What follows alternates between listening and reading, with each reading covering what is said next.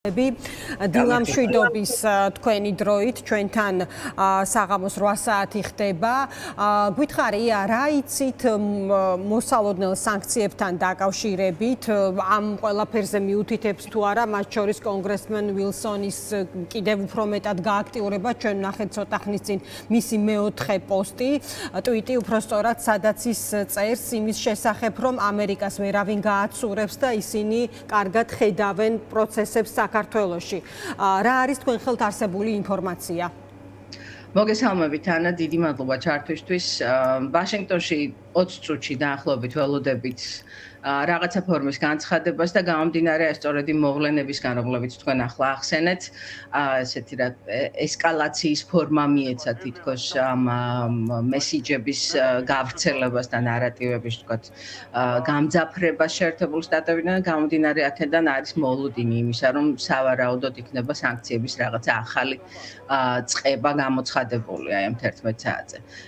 ჯერ ზუსტად არ ვიცით ეს რა იქნება, თუმცა მოლოდინი იმისა, რომ იქნება იმაზე უფრო ღრმა სანქციები, ან იმაზე უფრო ფართო სანქციები, ვიდრე აქამდე გვინახავს, ძალიან დიდია.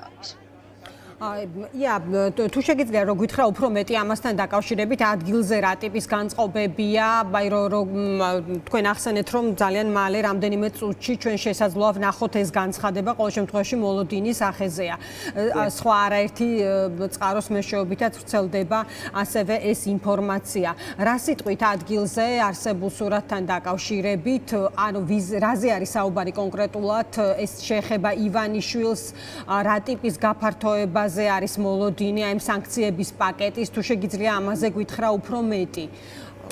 დაზუსტებით რა თქმა უნდა ვერ ვიტყვი იმას კონკრეტულად ვიზე იქნება სანქციები დაწესებული, მაგრამ ძალიან დიდია იმის ვარაუდი, თუ დიდია იმის ალბათობა, რომ ეს იქნება უმაღლესი შრეები სახელმწიფოს თუ არა სახელმწიფოს წარმომადგენლობის.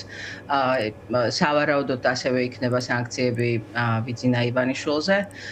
რა ფორმის იქნება სანქციები, უნდა დაველოდოთ ამას ვნახოთ, ეს იქნება სავარაუდოდ ფინანსური სანქციები, რომლებსაც ამტკიცებს შეერთებული შტატების ხაზინა.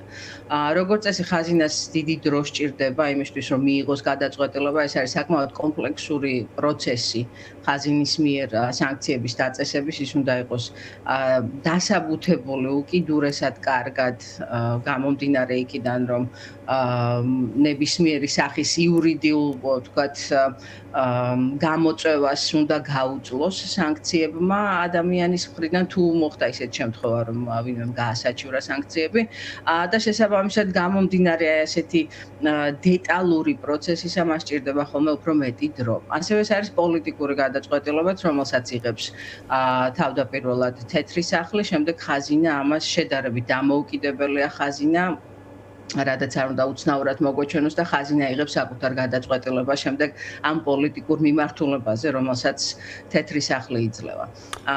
ასე რომ ჩვენ უკვე რამდენი ხანია, რამდენიმე თვეა საუბრობთ იმაზე, რომ შეერთებულ შტატებში ბიძინა ივანიშვილის წინააღმდეგ სანქციების პაკეტი იქნა შემუშავებული იყო.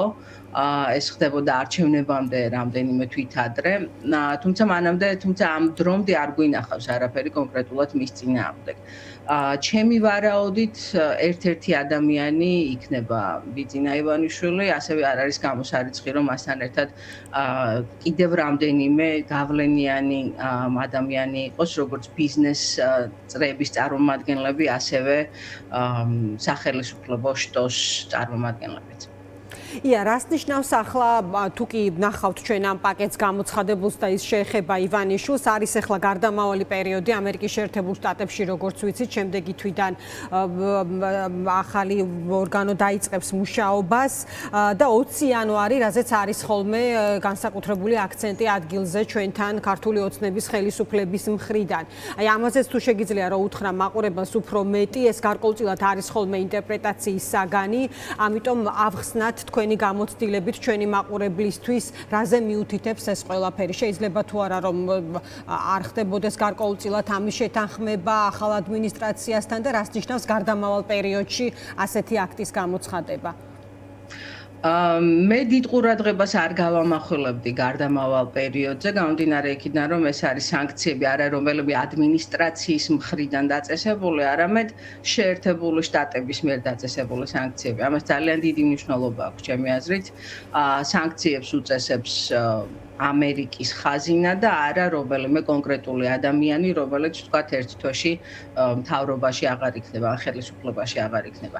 ეს ერთი მნიშვნელოვანი ფაქტორია, რაც უნდა გავყოთ. მეორე არის ის, რომ გარდამავალ პერიოდში თუ გვინდა ამ საკითხზე საუბარი, როგორც წესი გუნდებს შორის არის ძალიან ახლო კომუნიკაცია, ეს იქნება პოლიტიკების გადაცემა თუ პოლიტიკის გადაცემა, სტრატეგიების გადაცემა მომდევნო ადმინისტრაციისთვის, იმისთვის, რომ შეერთებულმა შტატებმა როგორც საერთაშორისო დონეზე, ასევე ადგილობრივ ვთქვათ ეს პოლიტიკის წარმოებაში რაღაცა სახის შეფერხება არ განიცადოს.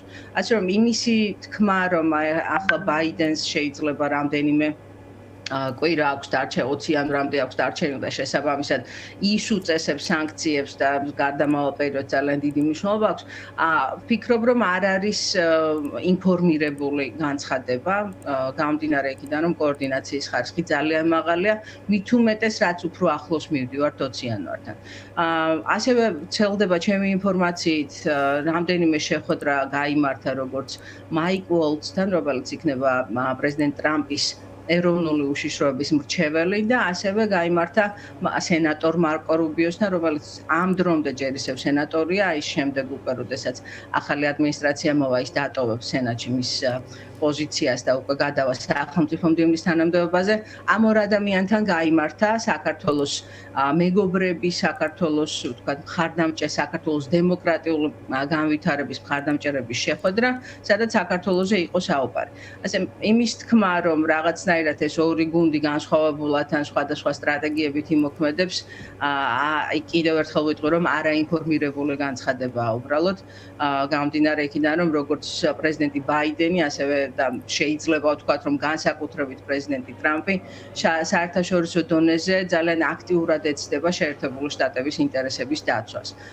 უფრო მეტად საუბარი უნდა იყოს ალბათ იმაზე, რამდენად ჩდება საქართველო როგორც ამ ადმინისტრაციისთვის, ისე მომავალი ადმინისტრაციისთვის ამ საკუთარი ინტერესების სფეროში და თუ გვაქვს დრო ამაზე შეგვიძლია გავაგრძელოთ საუბარი, მაგრამ ყველაფერი რაც აქამდე გავიგეთ, იყო ის, რომ სავარაუდოდ ქართული ოცნების ნაბიჯები არ ჩაჯდება დონალდ ტრამპის საგარეო პოლიტიკაში, გამომდინარე ირანთან და ჩინეთთან ძალიან ახლო ურთიერთობისა. დიდი მადლობა ია, დაგემშვიდობები. ეს იყო ია მეურმიშვილი, რომელიც ვაშინგტონიდან გვერდებოდა